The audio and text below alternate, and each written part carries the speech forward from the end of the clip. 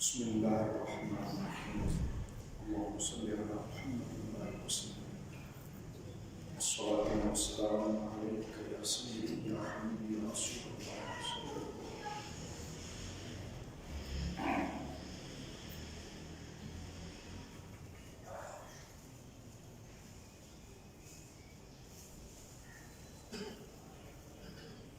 رب اشرح لي صدري ويسر لي أمري واحلل عقدة من لساني يفقهوا قولي. الحمد لله المبدئ المعيد الغني الحميد ذلف البأس والعقاب الشديد، والصلاة والسلام على أشرف الأنبياء خاتم النبيين سيد المرسلين سيد الأولين والآخرين سيدنا وحبيبنا نبينا وكريمنا ومولانا محمد عبده ورسوله بالهدى ودين الحق والإسلام. أما بعد فأعوذ بالله من الشيطان الرجيم. بسم الله الرحمن الرحيم. وربك يخلق ما يشاء ويختار. آمنت بالله صدق الله العظيم.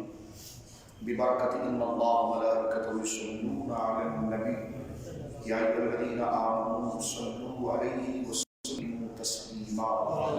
اللهم صل على سيدنا وحبيبنا ومولانا محمد طب القلوب ودوائها وعافية الأبدان وشفائها ونور الأبصار وضيائها وعلى آله وصحبه وسلم صلاة وسلاما عليك يا سيدي يا حبيبي يا رسول الله صلى الله تعالى عليه وسلم. كله لرسول الله ملتمس غرفا من البحر ورشفا من الديم منزه شريك في محاسنه فجوهر الحسن فيه غير متصل. سوى رضا عن ابي بكر وعن عمر وعن علي وعن عثمان ذي الكرم. مولا صل وسلم دائما سرمدا على حبیبک خیر الخلق کلہم.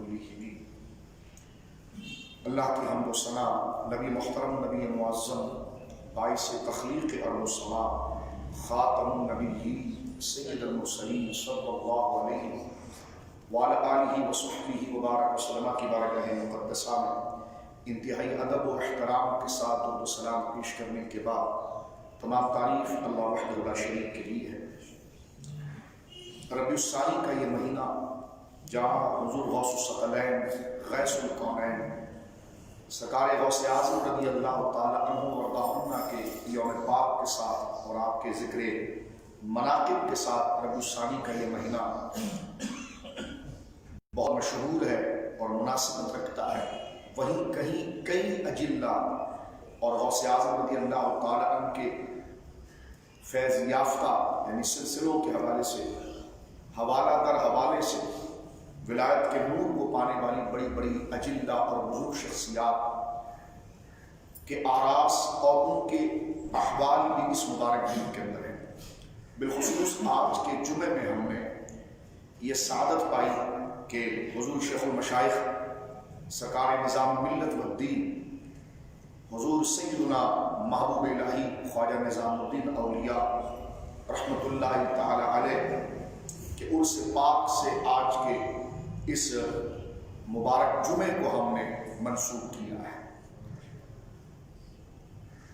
حضرت خواجہ خواجگان سرکار نظام الدین اولیاء رحمۃ اللہ علیہ محبوب الہی اللہ رب العالمین جل وعلا نے آپ کی ذات کے اندر وہ کمالات رکھے جس کے لیے جاننے کے لیے ہمیں ایک نہیں کئی نشستیں کرنے کی حاجت ہے. لیکن اختصار کے ساتھ مختصر انداز میں تھوڑے سے وقت کے اندر آپ کی زندگی اور آپ کے معاملات زندگی کو سمجھنے کے لیے چند باتیں جو اہم ترین ہیں عاشقان اولیاء جو اولیاء کرام کے معذبین ہیں ان کے لیے اس باتوں کو جاننا بہت بڑا نفع بخش ہے. حضرت خواجہ خواجگان سرکار نظام حق والدین نظام الدین اولیاء محبوب الہی رحمۃ اللہ تعالی علیہ اللہ رب العالمین جل وعلا نے آپ کو نسبی اور خاندانی کی وجاہت عطا فرمائی تھی اور تقوی و طہارت کے اعتبار سے علم ظاہری اور علم باطنی میں شریعت مطابق عرب علوم میں اور طریقت و حقیقت و معرفت کا اللہ رب العالمین نے اپنے فضل سے آپ کو غواص اور ایک ماہر بنایا تھا۔ حضرت خواجہ نظام الدین اولیاء رحمۃ اللہ تعالیٰ علیہ کی ولادت کو اگر ہم دیکھتے ہیں تو 27 صفر مظفر 634 ہجری ہے، اور آپ کا وصال مبارک جو ہے وہ 18 ذی الحجہ 725 ہجری بنتا ہے۔ یعنی حضرت خواجہ خواجگان خواجہ نظام الدین اولیاء رحمۃ اللہ علیہ کی عمر شریف جو ہے وہ 90 سال یا 91 سال کے قریب بن جاتی ہے۔ یعنی 634 ہجری آپ کی ولادت ہے بدایوں کے علاقے ہندوستان کے اندر، اور آپ کا وصال مبارک دہلی کے اندر ہوا، اور دہلی میں آپ کا مزار مقدسہ موجود ہے سرکار محبوب الہی کا 18 ذی الحجہ 725 ہجری۔ یہ 90 سال 91 سال کے قریب حضرت سرکار محبوب الہی رحمۃ اللہ علیہ کی عمر شریف بنتی ہے۔ آپ کی حالات زندگی پر چند بات ذکر کرنے سے پہلے یہ بات میں ایک مختصراً اسی کو پہلے لے لیتے ہیں کہ سرکار محبوب الہی رحمۃ اللہ تعالیٰ علیہ آپ نجیب الطرفین ہیں، یعنی حسنی حسینی سادات۔ 14 واسطوں سے آپ حضرت امام حسن مجتبی اور امام حسین مجتبی رضی اللہ تعالیٰ کی بارگاہ میں پہنچتے ہیں۔ آپ کے آبا و اجداد مدینہ منورہ سے ہجرت کر کے بخارا کی طرف آئے، اور بخارا میں جب چنگیز خان کا فتنہ کھڑا ہوا تاتاریوں کا، تو آپ کے آبا و اجداد نے وہاں سے ہجرت کی، اور ہجرت کر کے پہلے لاہور آئے، اور لاہور سے پھر انہوں نے کچھ دن یہاں قیام کرنے کے بعد ہندوستان کے بڑے مشہور علاقے بریلی شریف کے ساتھ واقع وہ مقدس سرزمین بدایوں شریف جو ہے وہاں پر وہ قیام کیا، اور وہاں پر حضرت سیدنا نظام الدین اولیاء رحمۃ اللہ علیہ کے والد گرامی حضور سیدنا سید احمد رحمۃ اللہ علیہ کی ولادت ہوئی، اور وہیں پر حضرت خواجہ نظام الدین اولیاء رحمۃ اللہ علیہ کی ولادت ہوئی۔ یعنی اللہ رب العالمین جل وعلا نے طریقت میں مہارت اور کمال ولایت کے ساتھ ساتھ آپ کو نسب کی شرافت عطا فرمائی، یعنی آپ آل فاطمہ ہیں اور اولاد سیدہ فاطمہ الزہرا رضی اللہ تعالیٰ عنہا ہے۔ یہ آپ کے نسب کے حوالے سے خواجہ نظام الدین اولیاء رحمۃ اللہ علیہ کی شان عظمت۔ لیکن اگر ہم دیکھیں تو تمام مورخین جنہوں نے ہندوستان کی تاریخ کو مرتب کیا اور ہندوستان کے حالات کو لکھا، جس طرح میں نے ابھی آپ کی خدمت میں عرض کیا کہ 634 ہجری حضرت خواجہ صاحب رحمۃ اللہ علیہ خواجہ نظام الدین اولیاء رحمۃ اللہ علیہ کی یہ ولادت ہے۔ حضرت غوث اعظم رضی اللہ تعالیٰ نے 561 ہجری میں وصال فرمایا، یعنی غوث اعظم 561 ہجری میں ہے، اور حضرت خواجہ نظام الدین اولیاء رحمۃ اللہ تعالیٰ علیہ 634 ہجری میں ہے۔ یہ جو دور حضرت سیدنا غریب نواز حضرت خواجہ نظام الدین اولیاء رحمۃ اللہ تعالیٰ علیہ کا ہے، یہ دور یوں دیکھیے کہ کئی بادشاہوں کا بھی دور رہا ہے۔ اس سے قریب یعنی کچھ سال پہلے تاتاریوں کا فتنہ ٹھنڈا ہوا، یعنی تاتاریوں کا سلسلہ اور وہ فتنہ جو حضرت قطب الدین بختیار کاکی رحمۃ اللہ علیہ کے دور میں بہت عروج پر تھا، اور تاتاریوں نے اسلامی سرحدوں کو تہس نہس کر دیا تھا۔ علماء نے یہ لکھا ہے، مورخین اور تاریخ کے ماہرین اس بات کو لکھتے ہیں کہ حضرت آدم کی پیدائش سے لے کر صدی تک یعنی 600 صدی تک اتنا بڑا غدر، اتنا بڑا طوفان اور انسانیت پر اتنا بڑا سوز اور ظلم ہوا نہیں جتنا تاتاری فتنے نے اس انسانوں پر ظلم کیا، اور انسانوں نے خاص طور پر اہل ایمان پر جو ظلم کیا۔ مسلمان سرحدوں کو تہس نہس کر دیا گیا، علماء کو شہید کیا گیا، مشائخ کو مار دیا گیا، مسلمانوں کو کثرت کے ساتھ گویا کہ شہید کیے۔ تو یہ اتنا بڑا فتنہ تھا، اور یہ دور مبارکہ جو ہے حضرت خواجہ خواجگان سرکار خواجہ غریب نواز رحمۃ اللہ علیہ کے وصال پاک کے بعد اور آپ کے خلیفہ اجل حضرت بختیار کاکی رحمۃ اللہ علیہ کا یہ دور مبارکہ ہے، جس دور میں ملتان کے اندر حضرت سیدنا بہاءالدین زکریا رحمۃ اللہ علیہ شیخ الاسلام رضی اللہ تعالیٰ آپ بنفس نفیس موجود تھے۔ یہ تاتاریوں کا سلسلہ۔ حضرت خواجہ صاحب نظام الدین اولیاء رحمۃ اللہ علیہ کی اگر تاریخی زندگی کو دیکھیں تو یہ علاؤالدین خلجی کا دور ہے۔ علاؤالدین خلجی آپ کے دربار میں حاضر ہونے کے لیے پیش بےتاب رہا، مشتاق رہا، اس کو میں تھوڑا وقت رہے گا تو میں عرض کروں گا، لیکن ہندوستان کی تاریخ کو مرتب کرنے والا یعنی تقسیم ہند، پاکستان تو 1947 میں ہوا ہے، لیکن تقسیم ہند سے پہلے اگر دیکھیں تو تمام مورخین جنہوں نے تاریخ ہندوستان کی تاریخ کو سیاسی انداز میں، مذہبی اور تہذیبی انداز میں مرتب کیا ہے، انہوں نے اس بات کو، تمام لوگوں نے اس بات کو متفق طور پر لکھا ہے کہ آج ہندوستان کے اندر، یعنی ہندو پاک دونوں کو ملا کر، آج ہندوستان میں جو اللہ کا نام لیا جاتا ہے یا اسلام کی جو پہچان ہے، یہ سب چشتی بزرگوں کا فضل ہے۔ سبحان اللہ، سبحان اللہ۔ یعنی ہندوستان کے اندر اسلام کے نام کو لانے والے، یعنی رائج کرنے والے، اور ہر قسم کی فکری اور سیاسی اسلام کے مقابلے پر جو تحریکیں چلی، ان کا مقابلہ کر کر اسلام کے نام کو اور اللہ کی توحید کی بقا کے لیے جد و جہد کرنے والا روحانی سلسلوں کے اندر سب سے بڑا سلسلہ چشتیہ تھا، جس کے لیے حضرت سیدنا خواجہ غریب نواز رحمۃ اللہ تعالی علیہ، اور آپ سے پہلے آپ کے یعنی یوں سمجھیے خواجہ صاحب کے چھٹے دادا مرشد حضور خواجہ ابو محمد چشتی رحمۃ اللہ علیہ، جو محمود غزنوی کے ساتھ رحمۃ اللہ علیہ کے ساتھ وہ ہندوستان تشریف لائے۔ تو ہندوستان کی تاریخ، یعنی آج میری اور آپ کی گردن پر جو آج الحمدللہ ہم مسلمان ہیں، اس پر سب سے بڑا احسان اللہ کے فضل سے یہ چشتی بزرگوں۔ سبحان اللہ، سبحان اللہ۔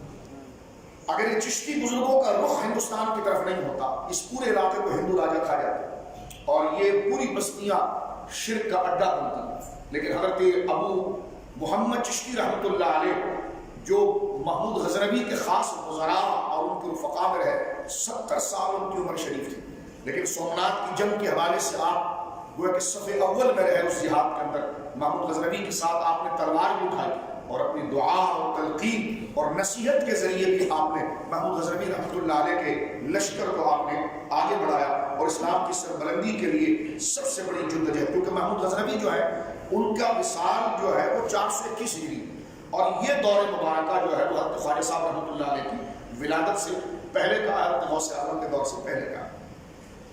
میں اس بات کو ذکر کر رہا تھا کہ بعض علماء نے یہ لکھا کہ صوفیہ کی جدوجہد، یعنی تعلیم، تلقین اور لوگوں کو شریعت مطہرہ کے عمل کی طرف لانا، خوف خدا کی طرف لانا، اخلاق کی طرف لانا، لوگوں نے یہ سمجھا کہ شاید یہ تاتاریوں کا جب دور آیا، کیونکہ تاتاریوں نے مسلمانوں کی فوجی طاقت کو ختم کر دیا تھا۔ مسلمانوں کی کوئی ایسی فوجی طاقت یا مسلمانوں کا کوئی ایسا لشکر یا ایسی عسکری طاقت نہیں تھی جو تاتاریوں کا مقابلہ کر سکے اور تاتاریوں کے مقابلے پر آ سکے۔ آپ جانتے ہیں موضوع میرا وہ نہیں، ورنہ طویل ہو جائے گا، میں اس طرف نہیں جاتا۔ صرف اس بات کا خلاصہ ایک تاریخ کا طالب علم ہونے کی حیثیت سے عرض کرنا چاہوں گا کہ تاتاریوں نے مسلمانوں کا زور توڑ دیا تھا۔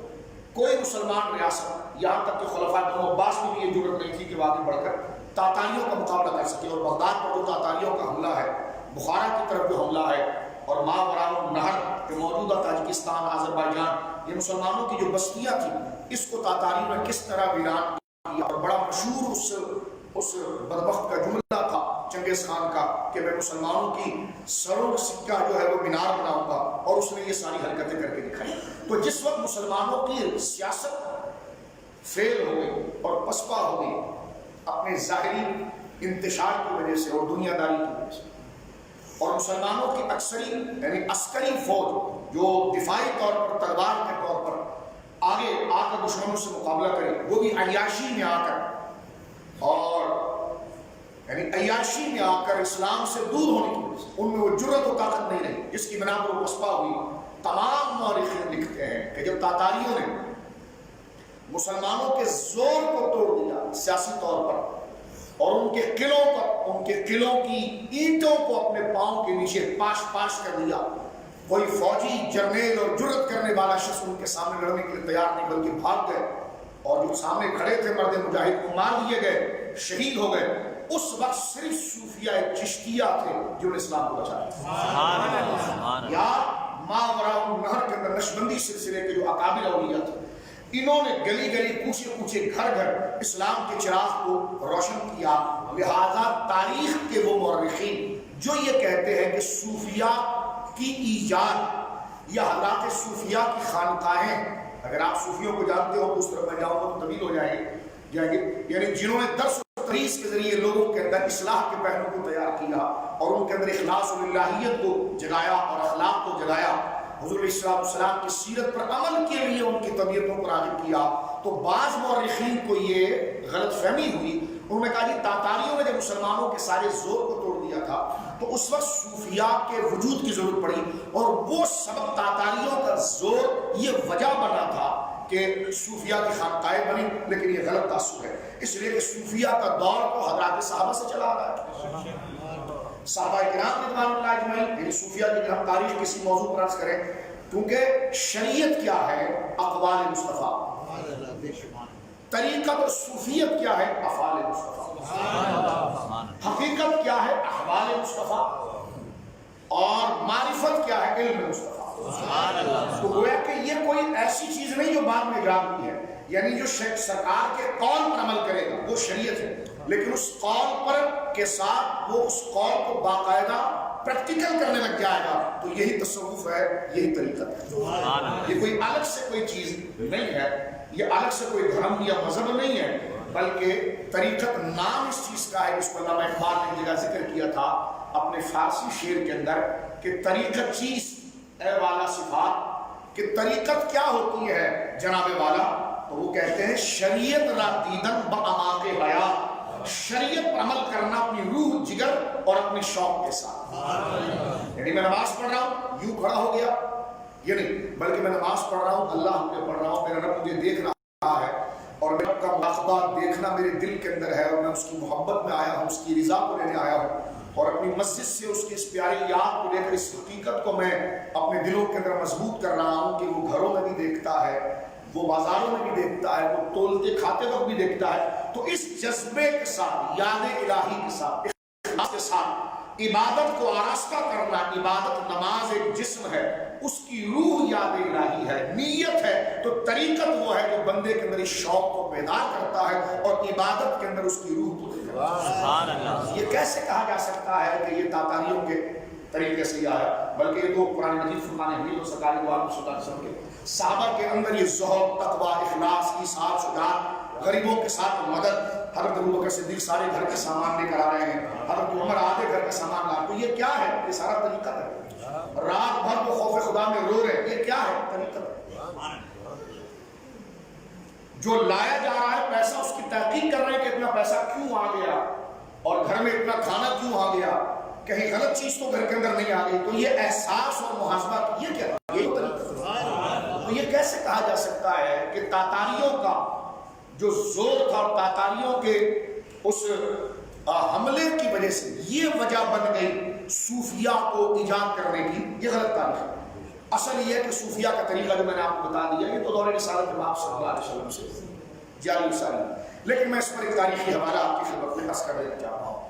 علامہ عبدالرحمن جامی رحمۃ اللہ علیہ نے نفحات الانس کے اندر اس بات کو نقل کیا ہے کہ حضرت شیخ نجم الدین کبریٰ رحمۃ اللہ علیہ، حضرت امام فخر الدین رازی رحمۃ اللہ علیہ کے گروہ انہوں نے تاتاری فتنہ، یہ ماوراء النہر تاجکستان کے علاقہ، ماوراء النہر یعنی تاجکستان میں ایک دریا بہتا ہے جس کو دریائے آمو کہتے ہیں، دریائے آمو، جیسے آپ آم لکھتے ہیں مینگو آم، ایسے آمو، اس کو اسلام کا دریا کہا جاتا ہے، کیونکہ اس دریا کے اس پار اور اس پار سارا اسلام کا کام عرب کے بعد اگر کہیں ہوا وہ سارے اکابر یہیں آرام کرتے۔ حضرت سید باالحق نقشبند رحمۃ اللہ علیہ، حضرت امام المتکلمین شہنشاہ اہل سنت حضرت سیدنا حضرت ماتریدی رحمۃ اللہ علیہ وہیں آرام کر رہے ہیں، امام ترمذی علیہ رحمۃ وہیں آرام کر رہے ہیں، امام بخاری علیہ رحمۃ وہیں آرام کر رہے ہیں، حضرت عبید اللہ حرار وہیں آرام کر رہے ہیں، حضرت مولانا یعقوب چرخی وہیں آرام کر رہے ہیں۔ تو گویا کہ یہ دریا جو ہے دریائے آمو، اس کو اگر آپ جغرافی اعتبار سے گوگل پر سرچ بھی کریں تو آپ کو یہ بات پتہ چلے گی،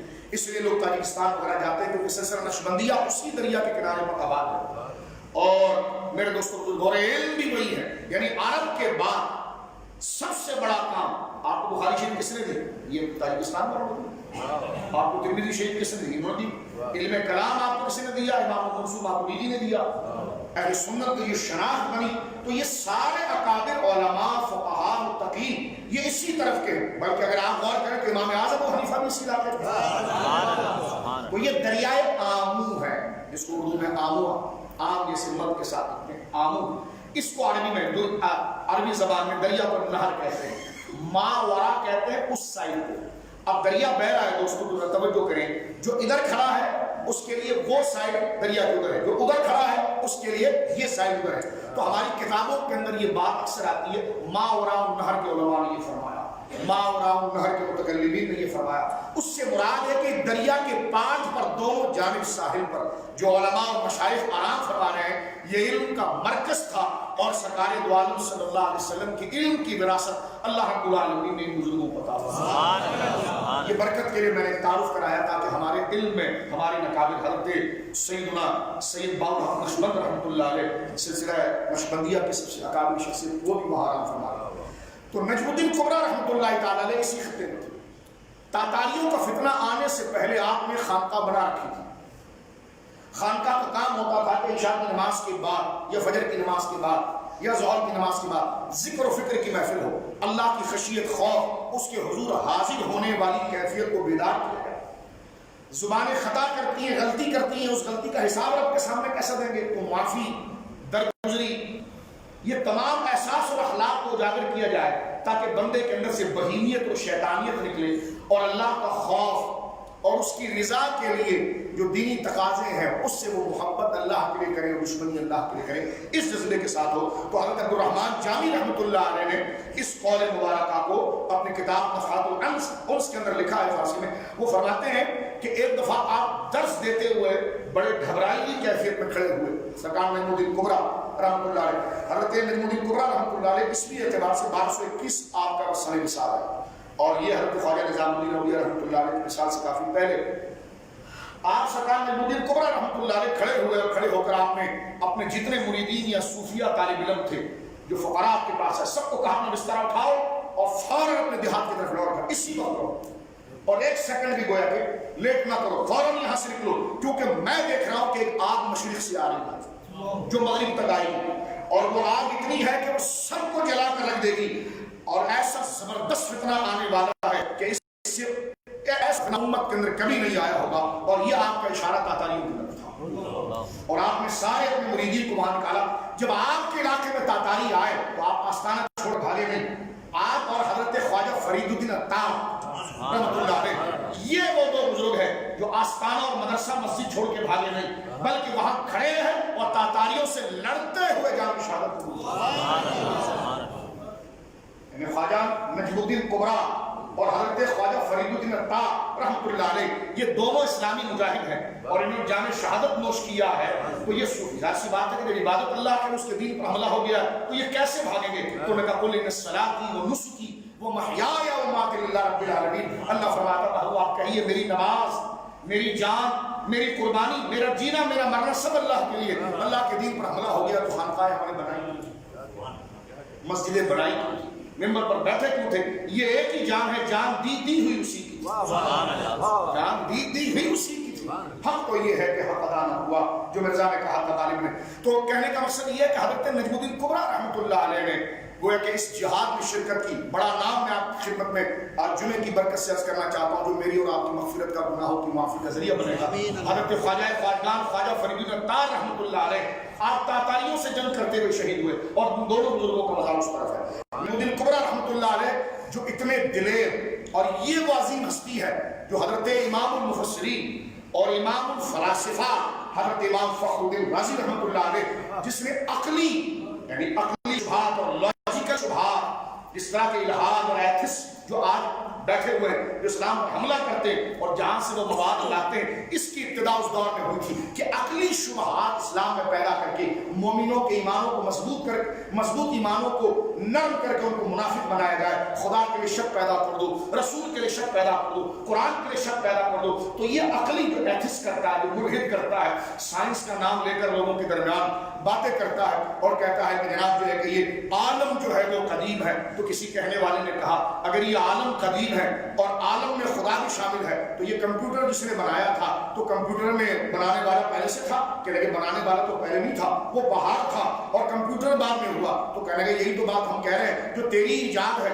उससे तू बाहर होता है, उसके अंदर कैसे आ सकता है? तो जो खुदा की इजाद है तो खुदा उसमें कैसे आ सकता है? तो समझाने के लिए किसी ने एक चुटकुला उस मुल्हिद के सामने गोया के जिक्र की। तो नजमुद्दीन कुबरा रहमतुल्लाह अलैह के मुरीद हज़रत इमाम राज़ी है। इमाम राज़ी, इमाम गज़ाली, हज़रत गौसे आज़म, ये ऐसे लोग हैं जिन्होंने इस फितने के आगे एक दीवार बांधी और लोगों के दिलों को शक से और वहम से बचाया। मैं आगे बढ़ना चाहता हूँ ख्वाजा साहब की बारगाह में, लेकिन ये जुमला ذکر کرنا اپنی زندگی کا سب سے سنہرا موقع سمجھتا ہوں جو آپ تک پہنچانا چاہتا ہوں. اللہ اس کے ذریعے ہماری مغفرت فرمائے. ہمیں نہیں پتا اس کے بعد ہماری سانس ہے کہ نہیں، لیکن جو بات ہم کر جائیں گے نا اس وقت، وہ انشاءاللہ دنیا و آخرت میں اللہ کی رحمت میں مقدر حیات ضرور دے گی.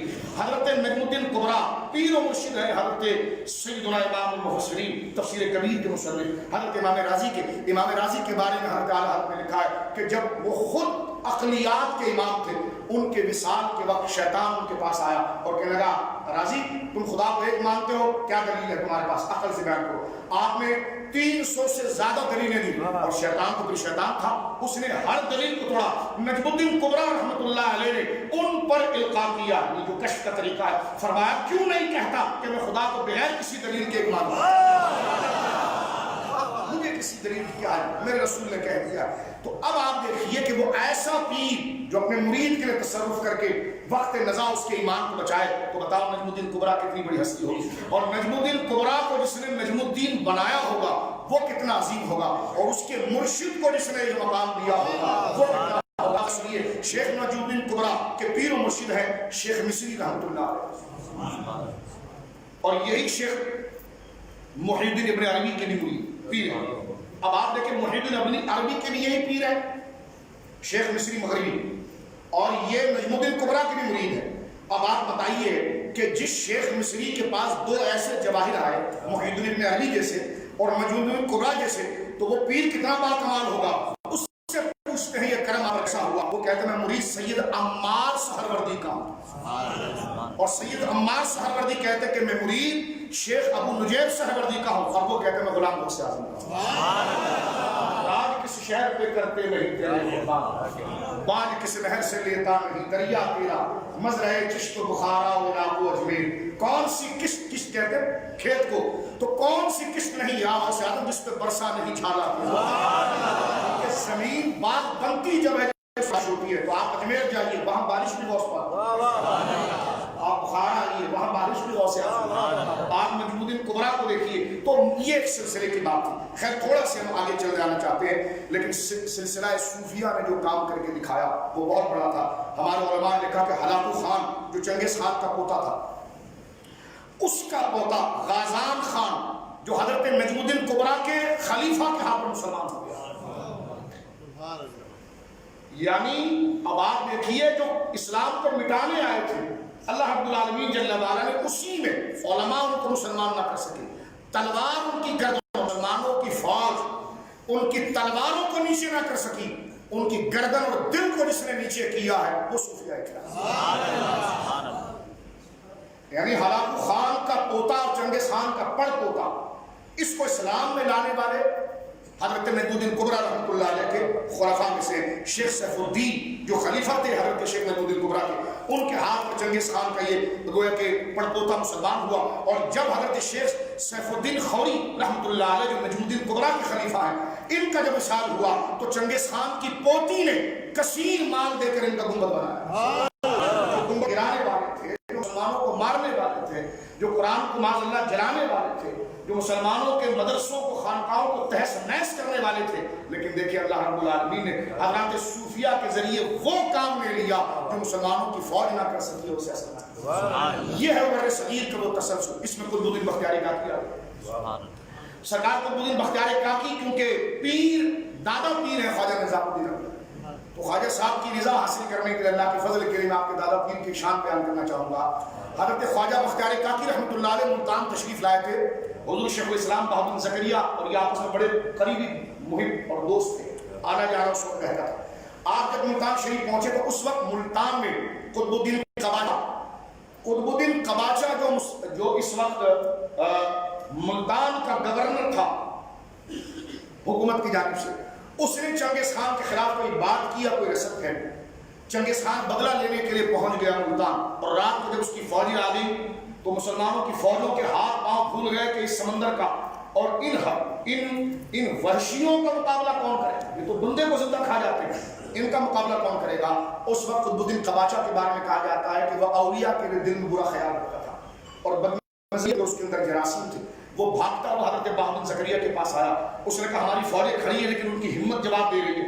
آپ اللہ سے کوئی دعا فرمائیے کہ کچھ کرم ہو جائے. انہوں نے کہا دہلی سے ہمارے دوست آئے ان کے پاس چلے. بابن زکریا رحمۃ اللہ علیہ جہاں آرام فرما رہے اس کے قریب جو مسجد ہے اسی کے احاطے میں سرکار قطب الدین بختیار کاکی رحمۃ اللہ علیہ, سید السادات حضرت خواجہ صاحب رحمۃ اللہ علیہ کے دست راست آپ تشریف فرما تھے. قطب الدین کماچہ کے باغ کے پاس آیا اور آپ سے دعا کا کہا تو آپ نے ڈانٹ پلائی. فرمایا ہمارے لیے دل میں بغض رکھتا ہے اور دعا کے لیے ہمارے پاس آیا ہے. اس نے کہا مجھے بھی معاف کریں اور اس وقت اسلام پر بات آئی ہے تو فرمایا تیری فوجیں کیوں کھڑی ہوئی ہے. ایک تیر آپ نے اس کے ہاتھ سے لی اور اس پہ سورہ فاتحہ شریف آپ نے پڑھا اور کہا یہ لے اور جا کے رات ہی کو پھینک دینا. اس نے کہا کہاں پھینکوں؟ آپ نے ہنس کے فرمایا جدھر منہ لگے پھینک دینا. تاریخ میں یہ واقعہ سونے کے پانی سے لکھنے کے مترادف ہے کہ جب اس نے قلعے سے اس کے فوجی نے جب ایک گویا کہ فائر کیا یعنی تیر کو پھینکا ہے, صبح فجر کی اذانیں ہو رہی تھی, پورا میدان چنگیز خان کی فوج سے خالی تھا. وہ تیر نہیں تھا, ایک روپ کا گولا تھا. اس کی فوج میں گھبراہٹ شروع ہو گئی, وہ بھاگ گئے وہاں سے. اور اللہ رب العالمین جل وعلا ایسے کام اپنے دین کی سربلندی کے لیے جب مسلمانوں کی بدعملیاں اور بدکرداریاں اور اختلافات اتنے ہو جائے کہ شرازہ منتشر ہو جائے تو پھر ایک مرد کلندر آتا ہے جو امت کو زندہ کرے. یہ سرکار بختیار کاکی ہے. ان کے تربیت یافتہ میرے آقا سرکار بابا صاحب نے. اب آئیے حضرت خواجہ نظام الدین اولیاء رضی اللہ تعالیٰ عنہ کی ذات مبارکہ کی طرف ہم چلتے ہیں. سرکار خواجہ نظام الدین اولیاء رحمۃ اللہ تعالیٰ علیہ جو خلیفہ اجل ہے, میں لیکن یہاں پر ایک بات عرض کر دوں اس سے پہلے تھوڑا سا وقت رہ گیا اس میں تاکہ تاریخی واقعات جو ہے اصل میں یہ تھوڑا آگے بڑھے. خواجہ صاحب رحمۃ اللہ علیہ نے جیسی ٹیم بنائی ہے نا ساتھ, حالانکہ ہم طبعاً قادری ہیں اور اپنے خاندانی طور پر چشتی ہیں لیکن سارے بزرگ ہمارے ہیں. کیسے آقاؤں کا بندہ نظارہ بول بالے میری سرکاروں کے. میں نے آپ کے سامنے یہ جذباتی دعویٰ نہیں کیا. آپ تاریخ کی کتابیں کھولیں اور پڑھیں تو آپ دیکھیں گے کہ تقسیم ہند سے پہلے تاتاریوں کے فتنے سے لے کر آج تک اگر ہندوستان کی زمین پر اللہ کا نام آیا تو لائے چشتی تھے. محمود غزنوی اگر آئے اسلام کے لیے تو ان کے پیچھے چشتی بزرگ تھے. خواجہ غریب نواز رحمۃ اللہ علیہ ہے تو شہاب الدین غوری کو آپ نے طلب کیا. پھر آپ ہی کے جوتے اٹھانے والوں میں قطب الدین بختیار کاکی جو آپ کے خلیفہ ہیں ان کے غلاموں میں سلطان التمش ہے. سلطان التمش کے غلاموں میں قطب الدین ایبک ہے. اب یہ جتنے ہندوستان کے بڑے بادشاہ ہیں یہ سارے چشتی. سلطان التمش تو وہ خوش نصیب ہے جس نے خواجہ صاحب کی زیارت کی ہے. قطب الدین ایبک کے گھر میں سلطان التمش بچپن کی حالت کے اندر گویا کہ پھر رہے تھے. خواجہ صاحب تشریف لائے اجمیر شریف سے دہلی. اس بچے کو کھیلتا ہوا دیکھا تو اپنے مرید خاص اور خلیفہ اجل قطب الدین کا ہاتھ پکڑ کے فرمایا ارے قطب الدین یہ تو بڑا سعادت مند بچہ ہے اور میں یہ دیکھتا ہوں یہ وقت کا سلطان ہوگا. اور سلطان التمش کو اللہ نے وہ مقام عطا فرمایا کہ جنہیں رات کو خواب میں حضور کی ذات ہوتی. آپ کو سرکار دو عالم صلی اللہ علیہ وسلم نے ایک حوض بنانے کا کہا جو بڑا عظیم ہو. اس کی کئی حکمتیں تھیں, وقت مختصر ہے. حضرت شیخ عبدالحق محدث دہلوی نے اخبار الخیال میں لکھا ہے آپ صبح اٹھے اور اپنے پیر و مرشد کے پاس گئے کہ اس حوض کے بارے میں پوچھے. دربار میں داخل ہوئے تو قطب الدین بختیار کاکی نے فرمایا تمہیں یاد نہیں رہا کہ آپ رسول اللہ نے کون سی جگہ بتایا. اور آج بھی دہلی کی آپ تاریخ پڑھیں گے تو حوض شمسی آج بھی مشہور ہے. وہ حوض شمسی تھا ہی وہ جس کو خواب میں رسول کریم صلی اللہ علیہ وسلم نے ان کو یہ وہ بادشاہ تھے جو بیٹھے سیاسی منصب پر تھے لیکن حضوری کا مقام یہ تھا. عقیدے میں اتنے اعلیٰ تھے اور اولیاء سے چاہنے والے تھے کہ وہ حضوری میں تھے. ان کو رسول اللہ کی زیارت ہوا کرتی. قطب الدین ایبک کو اگر آپ دیکھیں, سلطان التمش کی بیٹی رضیہ سلطانہ کو آپ دیکھیں, یہ سارے جو حکومت کے سلسلے آپ اگر دیکھیں گے تو میرے دوستوں یہ سارے مشائخ کے فیض آتا ہے. لیکن ہندوستان کے اندر جو کام ہوا میں اس پر چند باتیں یہاں پر آخر میں عرض کر دیتا ہوں. خواجہ صاحب نے جو ٹیم بنائی نا ہم سارے سلسلوں کا ادب کرتے ہیں لیکن جیسے ٹیم چشتیوں نے بنا کر ہندوستان کو یعنی ایک کے بعد ایک کچھ در کچھ اتنا بڑا اتنے بڑے بڑے آدمی آئے کہ ان کے مقابلے کا کوئی بھی سلسلہ چلا. بڑے شیخ کے خلیفہ رہے, خلیفے کے بعد کوئی اتنا معتبر بندہ نہیں تھا. یہ ان کے بعد خواجہ صاحب کو دیکھیے رحمۃ اللہ علیہ. حضرت خواجہ رحمۃ اللہ علیہ کے خلیفہ اجل کون ہوئے؟ بختیار کاکی رحمۃ اللہ, سرکار حمید الدین ناگوری رحمۃ اللہ, ہزاروں آپ کے خلفاء ہیں. حضرت صرف بختیار کاکی رحمۃ اللہ علیہ کو اگر آپ دیکھیں گے تو سرکار بختیار کاکی رحمۃ اللہ علیہ کے مرید اجل کئی خلفاء میں سے حضرت بابا فرید رحمۃ اللہ. بابا فرید کے کئی خلفاء میں آپ کے بھانجے جو سید و سادات ہیں میرے آقا حضرت صابر بیا رحمۃ اللہ سبحان اللہ سبحان اللہ کلیئر والے سہارنپور، ٹھیک ہے، اور خواجہ نظام الدین اولیاء رحمۃ اللہ علیہ۔ اب آپ دیکھیے پنجاب اور بنگال جو اس وقت ہندوؤں کے کنٹرول میں تھا، اس اسلام کے چراغ کو روشن کرنے والے چشتی بزرگ ہیں۔ پنجاب کے اندر کون آئے؟ حضرت صابر بیا رحمۃ اللہ سہارنپور میں۔ ان کے بعد مریدین کے اندر حضرت عبدالقدوس گنگوہی رحمۃ اللہ علیہ جو چشتی سلسلے کا کافی بزرگ ہے۔ یہ سہارنپور کا یہ پوری پٹی بنگال کے اندر اگر آپ آ جائیں تو خواجہ نظام الدین اولیاء کے خلیفہ حضرت اخی سراج الدین رحمۃ اللہ علیہ جنہوں نے وہاں خانقاہ بنائی اور خانقاہ خواجہ غریب نواز بنا کر لوگوں کے اندر اسلام کی محبت اور دین اور اسلام کو پھیلایا، ان کے مرید بنے ہیں بنگال کے اندر حضرت شیخ علاء الحق رحمۃ اللہ علیہ، اور ان کے اجلہ مریدوں میں حضرت مخدوم سمدانی۔ آپ اندازہ لگائیے کہ خواجہ نظام الدین اولیاء رحمۃ اللہ علیہ کا فیض اس بنگال کے علاقے اور اس ہندوستان کی سرزمین کے اندر کیسا اعلیٰ اور کیسا افضل تھا۔ علاؤدین خلجی جو ہے، علاؤدین خلجی یہ خود تاتاریوں میں سے، جب تاتاری مسلمان ہو گئے تو یہ خلجی قبیلہ چلا۔ علاؤدین خلجی کو کسی نے نظام الدین اولیاء رحمۃ اللہ علیہ کے بارے میں یہ کہا کہ خواجہ نظام الدین اولیاء جو ہے وہ سلطنت پر قبضہ چاہتے ہیں، جو سیاسی حاصل ہوتے ہیں وہ اثر پھیلاتے ہیں کہ آپ کے خلاف ہیں، آپ کے خلاف باتیں کرتے ہیں وغیرہ وغیرہ۔ تو بادشاہ اس چیز کو کیونکہ علاؤدین خلجی جو ہے وہ بڑے نرم مزاج اور اولیاء کا عاشق شخص تھا، بیٹا بدبخت تھا جس کو مبارک خلجی کہا جاتا ہے، بیٹا بڑا بدبخت تھا جو تاریخ کے اندر موجود ہے۔ علاؤدین خلجی کو جو بہت بڑا بھڑکایا تو بادشاہ کو تو اپنی کرسی اور اپنی ریاست چاہیے، اس نے خط لکھا اور اس خط کے اندر اس نے خواجہ صاحب سے یہ پوچھا کہ آپ میرے بارے میں کیا کہتے ہیں، میری سلطنت کے بارے میں کیا کہتے ہیں۔ کہا یہ خواجہ صاحب کچھ نہ کچھ لکھ کر دیں گے، اور اپنے وزیر کو خضر خان کو روانہ کیا۔ خواجہ نظام الدین اولیاء رحمۃ اللہ علیہ کیونکہ بادشاہ کے دربار میں نہیں جاتے تھے، کسی دنیا دار شخص سے ملاقات نہیں رکھتے تھے، لیکن بادشاہ کی ایجنسیوں نے بتایا کہ یہ تو پورا علاقہ، یہ تمہارا جو وزیر ہے علاؤدین خلجی ہے خضر خان، یہ خود ان کا غلام ہے، تو کہیں ایسا نہ ہو کہ تمہاری فوج کے بڑے بڑے جنرل ان کے مرید ہیں، تمہارے سیاسی کیبنٹ کے لوگوں کے مرید ہیں، کہیں ایسا نہ ہو کہ پیر صاحب تمہارا ہی تختہ پلٹ لیں۔ تو بادشاہ کو فکر لائی، بادشاہ نے خط لکھا اور بھیجا علاؤدین خلجی نے خواجہ نظام الدین اولیاء کی بارگاہ میں کہ آپ میرے بارے میں کیا کہتے ہیں۔ خواجہ صاحب کی بارگاہ میں جب خضر خان پہنچا تو آپ نے خط کو صرف ہاتھ سے پکڑا تھا، پڑھا نہیں، اور اپنے مجمع میں کہنے لگے ہم تو درویش لوگ ہیں، ہمیں کرسیوں سے کیا کرنا ہے، ہم تو اسلامی بادشاہوں کے لیے دنیا میں بھی دعا کرتے ہیں، اپنی آخرت میں بھی دعا کرتے ہیں، کریں گے، اور گویا کہ ہم تو اپنی خلوت میں بھی دعا کرتے ہیں۔ علاؤدین خلجی کو جب یہ بات پتا چلی تو اپنے حاصلوں کو ڈانٹ پلائی، اس نے کہا میں پہلے جانتا تھا کہ اللہ کے نیک بندے کبھی مسلمانوں کی سلطنت کو تخت و تاراج نہیں کرتے ہیں۔ اب اس نے حضرت خواجہ سے بہت دل لگا کہ حضور میں آپ کی زیارت چاہتا ہوں۔ فرمایا زیارت کیا کریں گے؟ کہا دعا چاہتا ہوں۔ کہا جو غیبانہ دعا ہے وہ زیارت سے زیادہ مؤثر ہے۔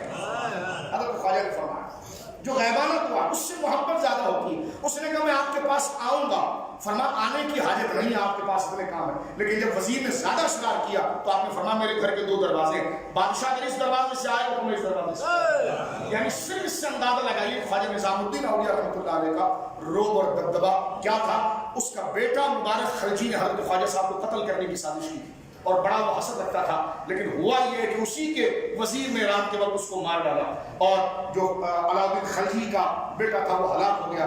تو یہ خواجہ نظام الدین اولیاء رحمۃ اللہ علیہ کے تاریخ کے مختصر انداز میں یہ جھلکیاں ہیں۔ آپ اندازہ لگا رہے ہوں گے کہ میں کتنی جلدی آپ کے سامنے تاریخ کے چند جھروکے کے یعنی آپ کے سامنے کھڑکیاں کھول رہا ہوں۔ اگر ایک ہی جگہ پر رک جائیں تو گھنٹوں ان فضاؤں کو، لیکن ختم کرتے ہوئے میں امام اہل سنت کے باتیں پیش کرنا چاہتا ہوں۔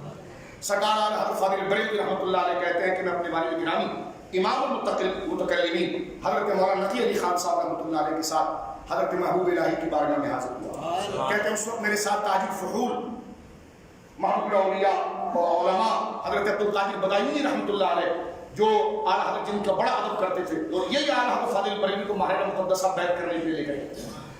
آپ عبدالقادر بدایونی رحمۃ اللہ علیہ اور اعلیٰ حضرت کے والد گرامی بڑے اچھے دوست تھے، اور اعلیٰ حضرت سے جب پوچھا گیا کہ آپ اپنے عصر میں سب سے بڑا عالم کس کو مانتے ہیں، فرمایا صرف 2 کو، ایک والد گرامی مولانا نقی علی خان صاحب، ایک تاج الفحول عبدالقادر بدایونی رحمۃ اللہ علیہ۔ اعلیٰ حضرت فرماتے ہیں میں جوانی کے عالم میں جب ان بزرگوں کے ساتھ خواجہ نظام الدین اولیاء کی بارگاہ میں پہنچا تو میں بھی دروازے میں حاضر نہیں ہوا تھا کہ یہ دونوں بزرگ اندر چلے گئے، جا کر آپ کے مواجہ کے سامنے بیٹھ گئے، اور اتنا شور تھا کوئی جیسا مزاروں کے باہر گویا کہ کوئی ترتیب نہ ہو، کوئی نظم نہ ہو، شور شرابہ ہوتا ہے. کہتے ہیں میرے والد صاحب اور حضرت طالب فہول جو ہے وہ دونوں گئے اور وہ ایسے بیٹھ گئے مراقبے کے اندر کہ جیسے کوئی آواز ہی نہیں آ رہی. تو آپ نے فرمایا کہ میں بڑا پریشان ہوں کہ اس آواز اور شور میں اپنی مزاج کو کیسے حاضر کروں گا، میں کیسے سلام پیش کروں گا، میں اپنے اندر کیسی کیفیت کو پاؤں گا. یہ تو نیک لوگ ہیں، جب چاہیں دنیا کے ساتھ وابستہ ہو جائے، جب چاہیں دنیا کو دل سے نکال دیں. فرمائیے سامنے آ کر بیٹھے، ان پر تو کوئی کیفیت ہی نہیں. اعلیٰ حضرت کہتے ہیں کہ میں نے دروازے پر کھڑے ہو کر خواجہ نظام الدین اولیاء کی بارگاہ میں عرض کی کہ حضور ان پر کرم ہوا ہے تو کچھ مجھ پر بھی کرم ہوا. آپ فرماتے ہیں یہ کہہ کر جب میں نے دروازے کی دہلیز میں پہلا قدم رکھا تو میرے کانوں سے آواز غائب ہو گئی. فرماتے قدم میں نے جب اٹھا کر پھر باہر رکھا تو آوازیں شروع ہو گئی. فرمایا پھر جب میں نے قدم رکھا آوازیں غائب ہو گئی. فرمایا اس حالت کے اندر میں دربار میں آیا اور جب تک میں فاتحہ شریف پڑھتا رہا اور آپ کے حضور حاضر رہا مجھے کوئی شور ہو گئی کی آواز نہیں آئی. کہتے جب میں اٹھ کر باہر گیا تو وہی بازار کا شور تھا اور لوگوں کی چیخوں کا. اللہ رب العالمین جل وعلا حضور خواجہ خواجگان سرکار نظام ملت و دین جو حضرت سیدنا بابا فرید رحمۃ اللہ علیہ سے استفاضہ فیض کرنے والے، آپ اپنے وقت کے شیخ المشائخ تھے، امام اہل سنت تھے. لوگوں کو سنی عقیدہ پڑھانا، لوگوں کو دین سمجھانا، ان کے اخلاق کو درست کرنا، یہ ساری تعلیم 21 سال کی عمر میں آپ نے جب بابا فرید کا تذکرہ دلی میں سنا تھا تو آپ تشریف لے آئے پاک پتن شریف اور یہاں پر حضرت بابا صاحب سے مرید ہوئے. بابا صاحب نے آپ کو نفات العنس حضرت عبدالرحمن جامی کی کتاب بھی پڑھائی، تمہید اہل سنت کے عقیدے کی کتاب بھی پڑھائی اور اس کا امتحان لینے کے بعد دستار خلافت آپ کے سر کے اوپر. حضرت خواجہ نظام الدین اولیاء رحمۃ اللہ علیہ نے 18 ذی الحجہ 725 ہجری میں آپ نے وصال فرمایا اور آپ کا روضہ مبارک دہلی شریف کے اندر موجود ہے. اللہ رب العالمین جل وعلا خواجہ خواجگان کے صدقے ہم تمام پر اپنا خاص فضل کرم فرمائے. اس طرف بھی آپ دیکھیں نا کون سا شریف یہ نظام الدین اولیاء کے مریدین محمد مہروی، حضرت خواجہ محمد مہروی نظامی ہے، ان کے مرید حضرت خواجہ توسلی نظامی ہے، ان کے مرید خواجہ سیالوی نظامی ہے، ان کے مرید پیر محلی شاہ صاحب نظامی ہے. تو گویا کہ یہ پوری خطے اس اجمیر سے ایک نہر کی ایک گویا کہ چھوٹی سی نہر چل کر آئی ہے تو اس پورے خطے کو اسلام سے انہوں نے مار مار کر دیا. اللہ رب العالمین ہمیں اپنے محسنین اکابر کو یاد رکھنے کی توفیق عطا فرمائے. آج بھی فاتحہ شریف ہوگا، آپ اپنے گھروں کے اندر فاتحہ شریف کرنے کی سعادت پائیں اور اپنے بچوں کو خواجہ نظام الدین اولیاء رحمۃ اللہ علیہ کے مقام و مرتبے بتائیں، اس لیے کہ اولیاء کی محبت اور ان کا ذکر وہ ہے قرآن کہتا ہے یہ دلوں کو ثابت رکھتا ہے. انشاءاللہ زندگی رہی تو تفصیلی ہم کسی شب خواجہ صاحب کی زندگی مبارکہ پر یہ احوال بیان کریں گے. کچھ وقت زیادہ بھی ہوا، خواجہ صاحب کا ذکر تھا. اللہ رب العالمین جل وعلا اس صبر پر آپ کو کامل اجر عطا فرمائے اور اس ذکر کے صدقے اللہ رب العالمین ہمیں قلب و نظر کی کشادگی عطا فرمائے. مذہب حق پر اللہ ہمیں سلامت رکھے، آخری ہجری کی کلمے پر عطا فرمائے. ہماری زبانوں کی لرزشوں کو اور ہماری فکری آزادی کو اللہ معاف کر کے ہمیں صراط مستقیم پر مستقیم فرمائے.